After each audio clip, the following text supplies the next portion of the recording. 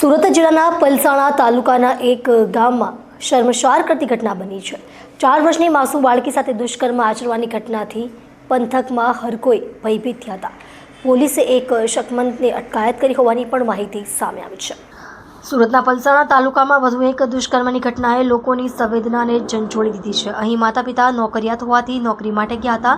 માતા પિતા દાદા દાદી પાસે 4 વર્ષની દીકરીને છોડીને ગયા હતા। દરમિયાન બાળકી ઘર પાસે રમતી હતી। આ સમયે નરાધમે બાળકીને ઉપાડી ગયો અને દુષ્કર્મ આચર્યું છે। પલસાણા તાલુકાના એક ગામે દુષ્કર્મની ઘટનાએ દીકરીઓના માતા પિતાની ચિંતામાં વધારો કર્યો છે।